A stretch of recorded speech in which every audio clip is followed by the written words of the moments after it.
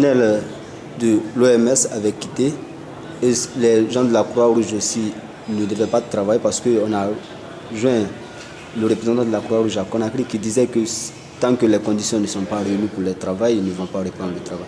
Quand les conditions sont maintenant réunies pour reprendre le travail.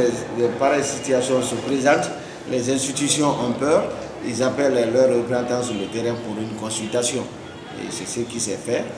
L'OMS a demandé, la consultation va se faire ce matin à 10h, selon ce que nous avons appris. Et peut-être d'ici le soir, ils vont revenir sur le terrain parce qu'ils n'ont pas été inquiétés du tout. Rien ne leur est arrivé. Et la Croix-Rouge également. Il y a eu des endroits où c'était plus chaud que comme ça, mais quand même ils ont tenu. Et nous souhaitons qu'ils reviennent tout de suite pour que le travail commencé puisse être achevé. Monsieur le préfet n'a-t-il pas peur que la réticence continue à Kamsar et que l'usine ferme?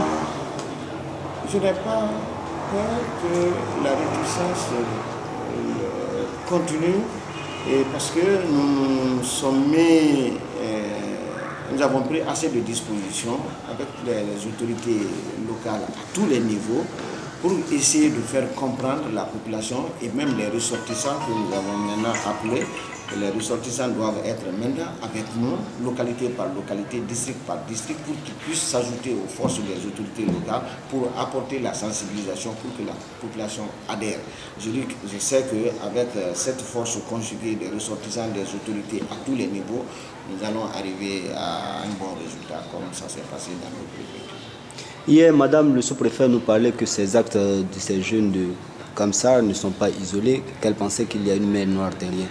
Et vous avez des informations sur cette main noire parce qu'elle nous a cité 2 jeunes qui ont fui et que les parents sont déjà arrêtés. Ce qui est regrettable dans cette affaire, Ebola, on sait que dans d'autres préfectures, on peut s'attaquer à certaines installations de centres de santé et autres, mais nous avons compris que pour le cas de Kamsar, ce n'est pas un cas isolé. Il y a autre chose derrière. C'est effectivement ça qu'il faut dire, c'est ça la vérité. Parce que le cas a commencé dans un quartier qui est vraiment reconnu, un quartier qui réagit toujours, qui est toujours dans cette position de réaction face aux recommandations et à la loi.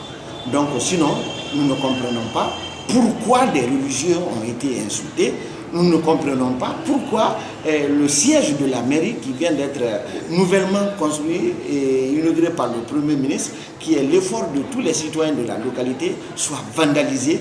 Alors il y a autre intention derrière.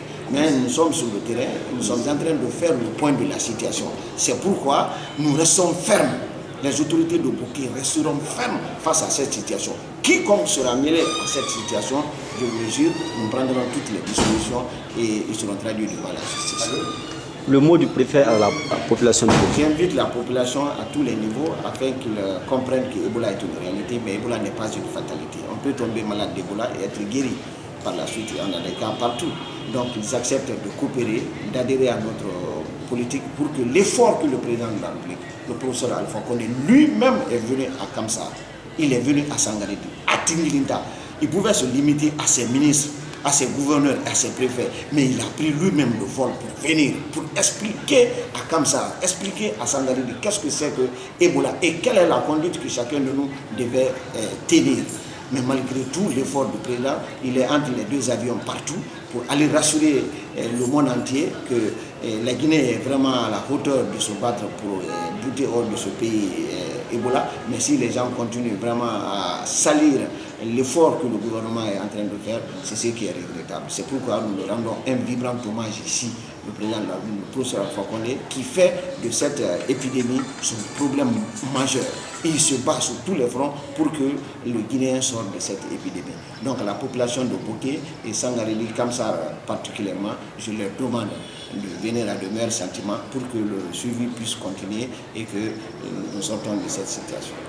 Merci, monsieur le président. Merci.